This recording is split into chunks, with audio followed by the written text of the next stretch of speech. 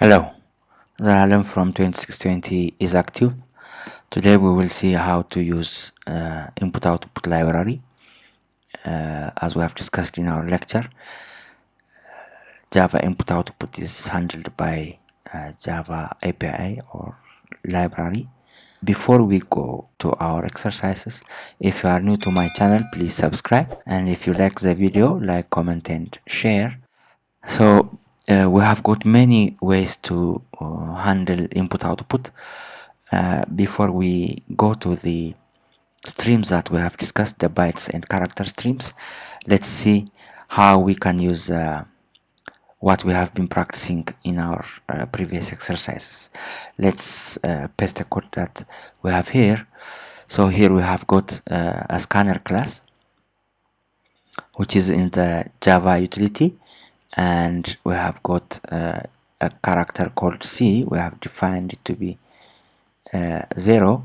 As you know, character is a data type representing character symbols, and it can be assigned with integer values of up to 65,000. So we can assign any value. So to look into how we can process characters, we use a do-while loop to instruct the user to enter characters, and then we will print out those characters.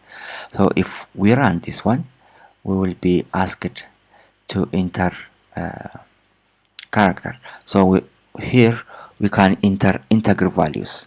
Okay, so if we enter letters, it will be an error because it cannot process it as an integer. As you can see in our code, we have casted the input from integer to character.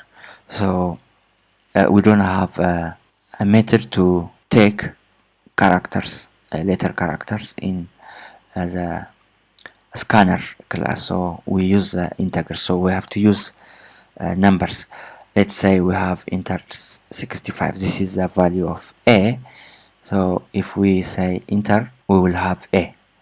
So if we enter 65 space 66, okay, so we get the value of A, B, and C. So here we get the outputs of the three characters.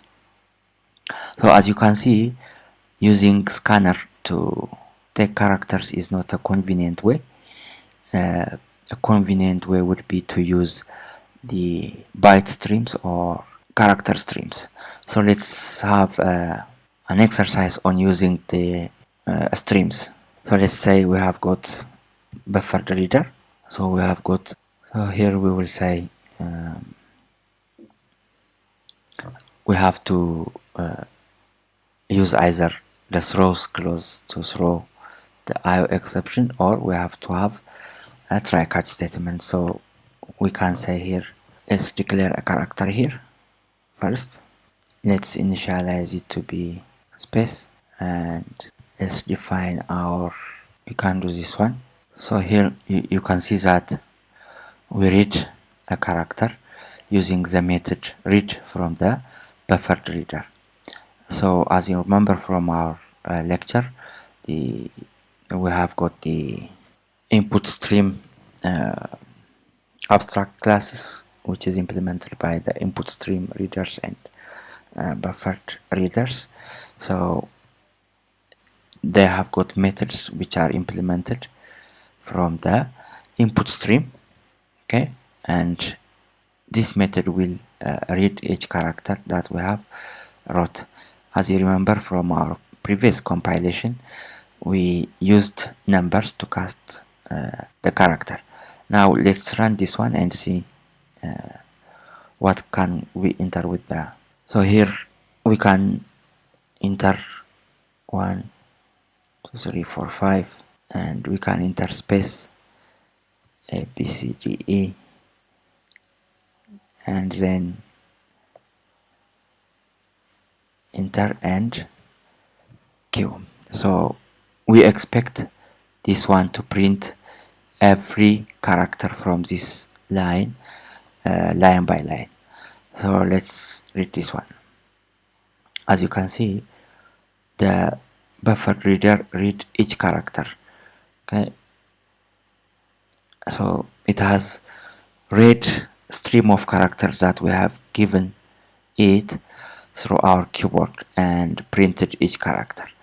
So in the scanner class that we have exercised in the first part of the video, we have to cast the integer value to character. Since this is a byte stream, we have to cast it to a character. That's why we cast here the read value to character, and we can write any character, and the byte will be read and casted to the character and printed. So that's how streams will make it easy to input information. I hope this makes sense for you how we have to use streams. We will exercise in the subsequent video how to use files to read and output values. That's it for this video. Thank you for watching my video.